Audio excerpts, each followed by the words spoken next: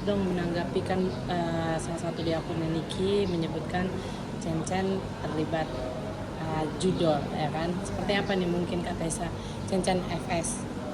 Oh ya? Aku kaget dulu ya, saya. Masa sih judol? Berarti bener dong apa yang diomongin Niki waktu itu, bahwa sebenarnya suami sahabatnya ada yang judol-judol. Oh gitu, kagetnya gue, say. Sebenarnya sih gue gak kaget karena itu sudah kan aku pernah beberapa kali dengar dari Niki sendiri di akunnya pribadi waktu belum ditahan, bahwa dia tuh suaminya judol gini-gini. Biasanya kalau omongan Niki itu suka bener, karena gue pikir karena kan dia berteman sekian lama, bener nggak? Pasti itu kan bener. Jadi gue pikir oh iya bener. Ternyata setelah kemarin dari Om Deddy Corbuzier ya, ternyata ngomongin namanya berulang-ulang.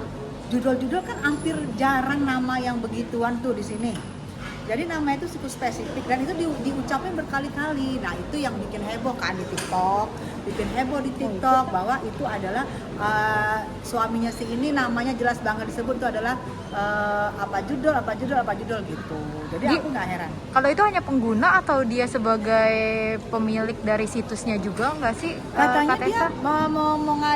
mau ngajukan permintaan supaya ada bikin situs judul kan, itu yang ditolak kan sama Pak BA kan itu berarti mereka mau mencoba, tapi setelah itu katanya dianya tuh hilang gitu kan, ngilang, nggak tahu kemana kan. Setelah dia mengajukan ke Pak BA dan kita Sebagai pembuat situs atau dia sebagai pemain? nah dia itu ambil handphonenya, jangan tinggal. Kalau menurut gue, kalau dari kata-katanya bapak itu, ini prediksi gue dia di situ berperan.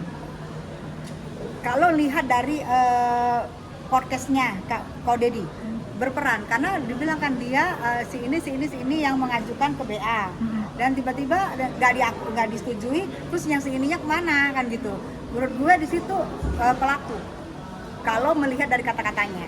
Bisa dibilang itu juga jadi pemasok duitnya dari dia juga nggak sih, Kak?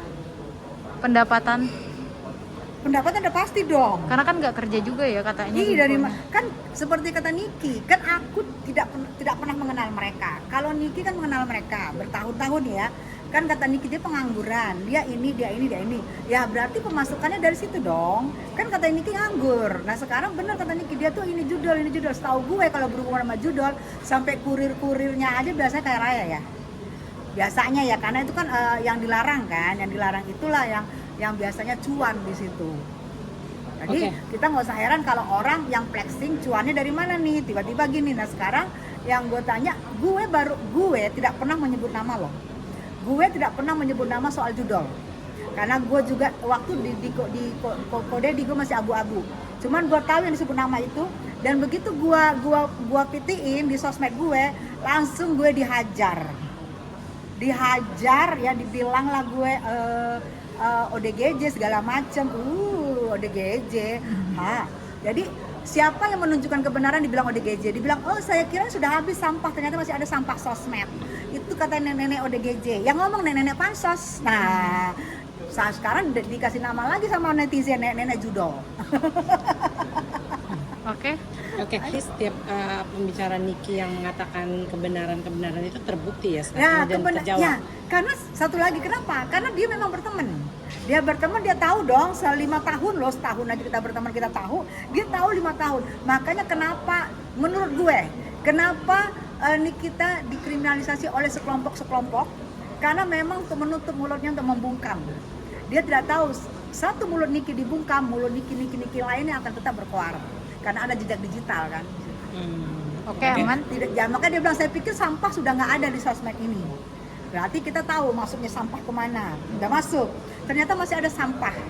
Ada seorang nenek ODGJ. Oke, gue nggak merasa ODGJ, tapi gue pikir sampai ada yang ngomong di salah satu YouTube, dia bilang, dia tampilin gue terus bilang, bukan Tessa, setahu saya tidak pernah ngomong siapapun, tidak pernah sebut nama. Kenapa ada yang merasa?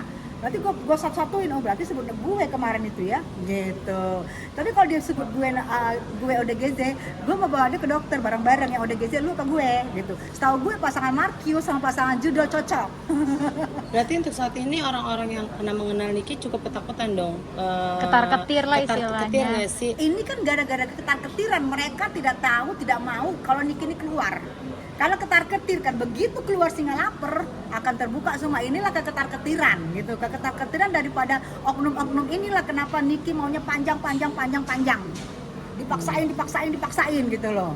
Ya kayak sekarang lah misalnya, kalau benar kata-kata orang P21 dipaksain, sekarang netizen ini adalah maha benar. Kalau misalnya P21 dipaksain, ya mungkin kita nggak ngerti kan kenapa sih harus supaya Niki nggak keluar.